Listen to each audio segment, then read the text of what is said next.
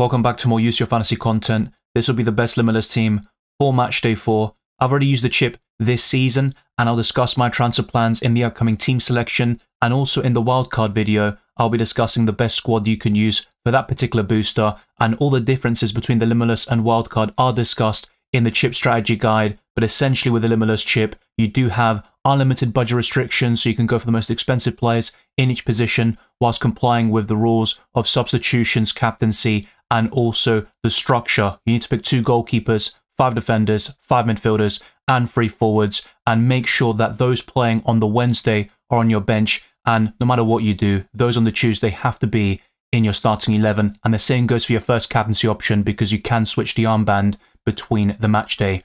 Be sure to smash the like button and subscribe if you're new. If you enjoy my content, I must to get this to over 200 likes, and we're very close towards 35 subscribers. We hit 29k only last week, so thank you very much for your support, and check out all my piece of content for FPL and UCL Fantasy. There are many videos and live streams headed your way this season, and you won't miss any of them by also hitting the notification bell on YouTube. And I'd encourage you to check all the links in the description below for my Twitter and Instagram, DylanRCM, and also the Discord server, UCL Fantasy League, which you can see on screen, Draft Hound, as well as Spotify, and on patreon.com/DylanRCM. And by clicking the join button on YouTube, you can gain early access to all of my videos. And I actually gifted 10 memberships in a recent FPL stream, so always keep your eyes peeled, because you will have the opportunity to be gifted one as well. Without further ado, let's jump straight into it.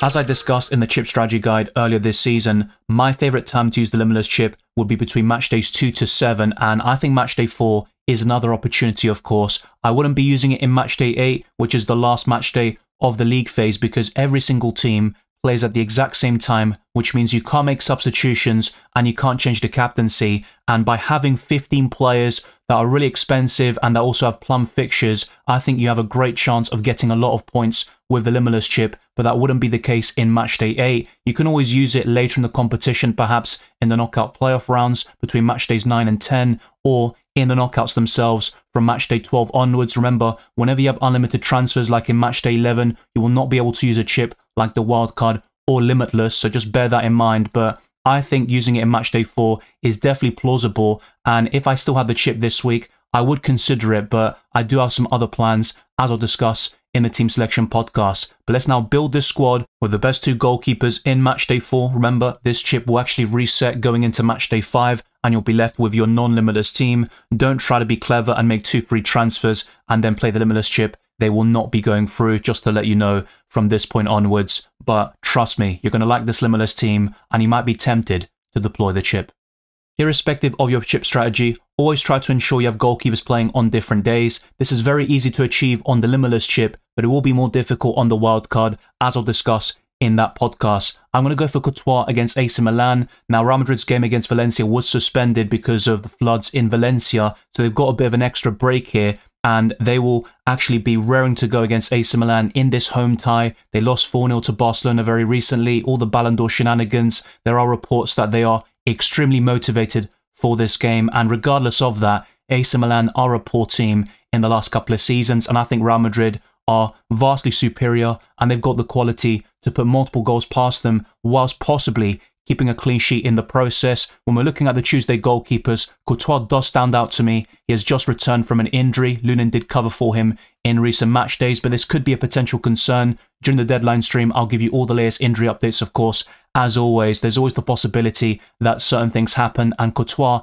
is quite injury prone for a goalkeeper, but he's also produced some of the best Champions League performances in recent seasons, especially for a goalkeeper. The second choice will have an away fixture, but he has been fantastic in the Champions League. In his debut campaign in this competition, he has been almost flawless, getting clean sheet after clean sheet, and that's going to be Dibu Martinez from Argentina. And for Aston Villa, they are top of the league face, facing Club Brugge away next, which looks really enticing. You do have some tough games afterwards, but that's not too relevant on the Limitless chip. I think Aston Villa will win this game and possibly get a clean sheet as well. Despite the away tie, which could make things a little bit complicated, I'd still back Aston Villa to keep the clean sheet and for Martinez to be one of the best goalkeepers in the game.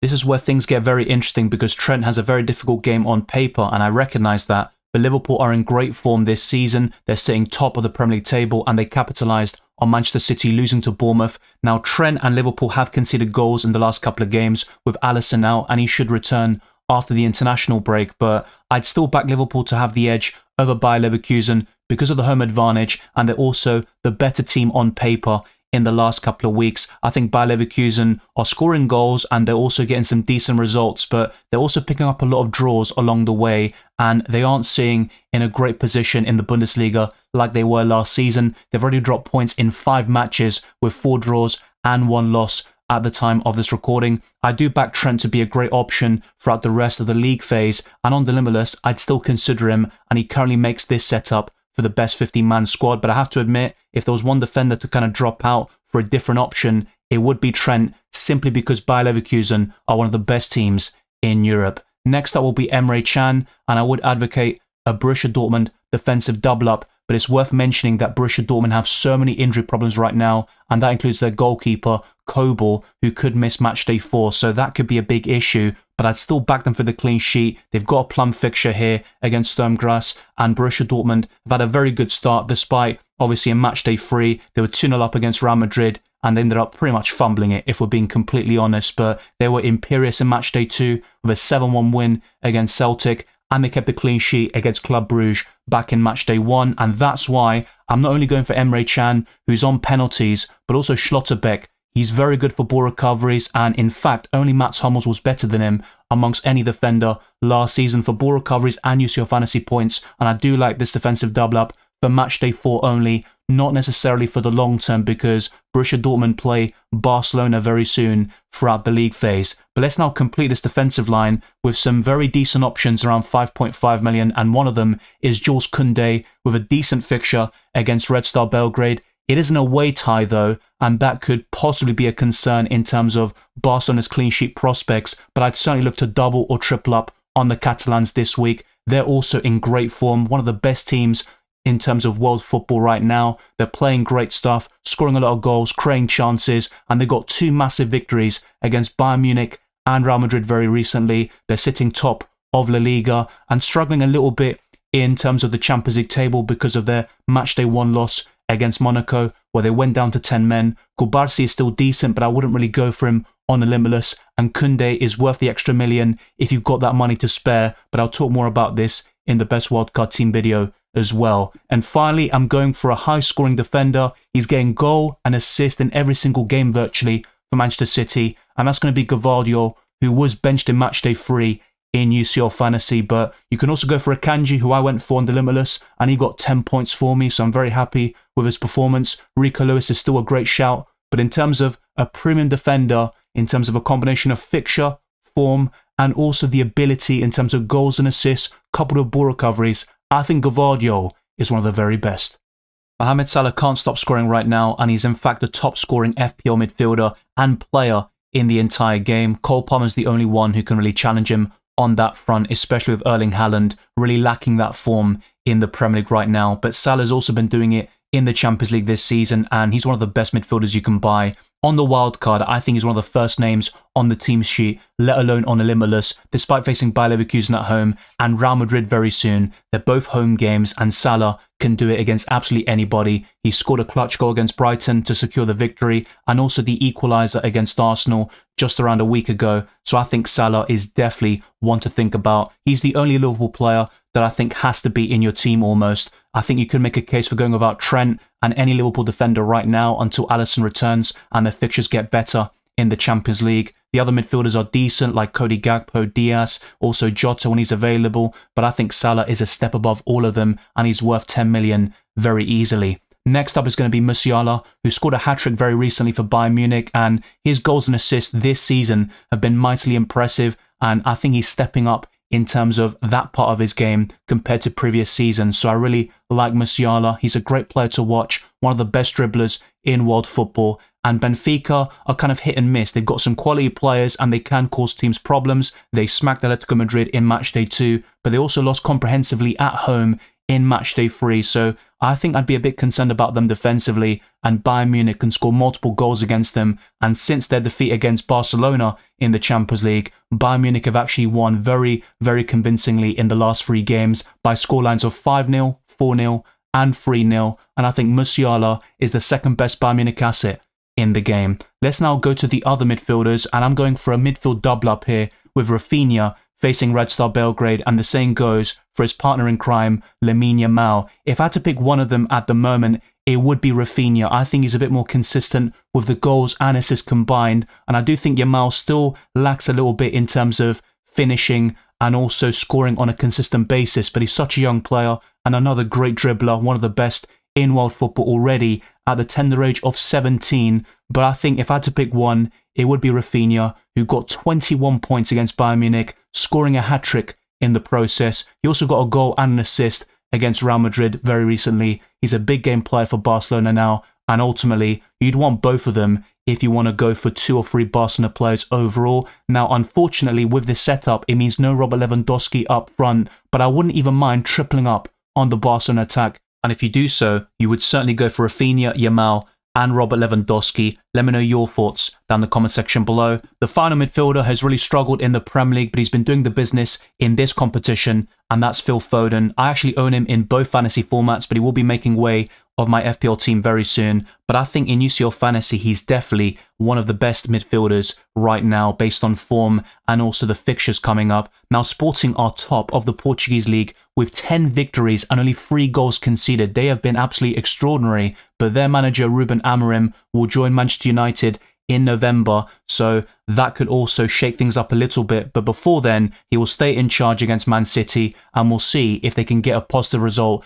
against one of the favourites in this competition. But I'd still go for 2 or 3 City players. I think the best balance on the Limitless might be 1 or 2. I don't think I'd triple up on Manchester City, despite how good they are, and I think they'll bounce back with Kevin De Bruyne returning from injury. And now the injury list has gone down to 4, so things are looking more positive on that front, and we might even see some of those players return for Matchday 4, which includes the likes of Grealish, although more likely he will be available after the international break. I'm very happy with the balance so far. We've got a few double ups in the defence and midfield, and going forward, we're going to actually see a few more attacking double ups being formed, starting with the first striker, who has been absolutely extraordinary this season. Harry Kane scored another brace this weekend. I mean, he's scoring braces and hat-tricks every single match day, it seems, and even against Barcelona in that heavy defeat for the Bavarians, he still scored the equalising goal at the time, and he's been so consistent across all competitions in the last year or so, and it's very difficult to find a striker who will outscore him for the European Golden Boot, let alone for all the other competitions like the Champions League. If Bayern Munich go far, Harry Kane has a great chance of winning the Golden Boot in the Champions League as well. He faces Benfica at home. I think you could definitely suffice with 1 Bayern Munich player, maybe even just 2 overall with 1 defender like Kim Min-jae, or you go for Alphonso Davies. You don't need to go for Musiala and Harry Kane, and if you have to pick just one of them, Harry Kane will win all day long despite the heavier price tag and the alternatives in the forward line, which I would argue is even better than the options you have in the midfield. My second forward, though, will be Guirassy for Borussia Dortmund.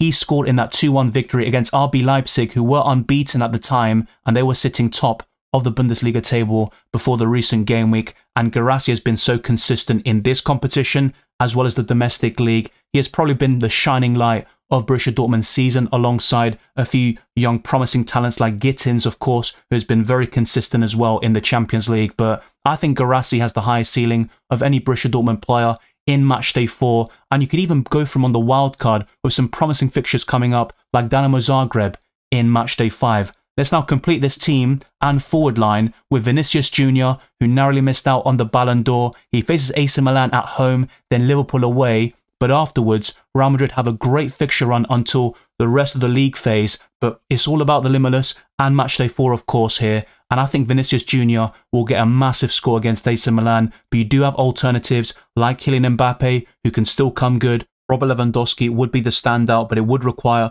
a restructure with the rest of your squad. One of Yamal or Koundé would have to be dropped. And my personal preference will be to drop Yamal if you really want to go for Robert Lewandowski. We can't forget Erling Haaland. And there are so many options in each position. Let me know your thoughts down in the comment section below about possible changes you would make, but I firmly believe this is the best structure for the best 15-man squad, and ultimately you're covering the best teams with plum fixtures and also some of the greatest players in world football. In terms of the captaincy, let's now sort it out by date. So on the 5th of November, I think you've got so many different options here. but I'd probably go for Vinicius Jr. on the 5th of November. You could even go for Salah or Guirassy. I honestly wouldn't mind any of them at this point. And on the 6th of November, I think it's between Harry Kane and Rafinha. Now, my current preference is Rafinha, but I have to say Harry Kane with a home fixture, it's very difficult to look past him. And by the deadline stream, I'll be looking in my final squad, and I've got similar captaincy dilemmas, whether I play the wild card or actually just use free transfers by that stage. And like I mentioned at the beginning of this podcast, try to ensure that those playing on the Tuesday, the 5th of November, are in your starting 11 and captain a Tuesday player first, and then you can make these changes after the Tuesday games are done and before the Wednesday games start and the substitution deadline has finished. So if you have any questions about that, always pop me a message on Discord, also on Twitter and Instagram and the comment section. But thank you very much for watching this video and listening to this podcast. If you enjoyed it or found it insightful, then be sure to smash the like button and subscribe if you're new. Our aim is to get this podcast to over 200 likes and to keep on pushing towards 35 subscribers and beyond. Follow me on Twitter and Instagram, DylanRCM, and check all the other links in the description below for my Patreon and the championships for early access to my videos, amongst many other perks, the Discord server, UCL Fantasy League Draft Hound, as well as Spotify. Keep your eyes peeled for more FPL and use fantasy content in the form of live streams and videos. I'll see you very soon, and I wish you all the best of luck for Matchday 4.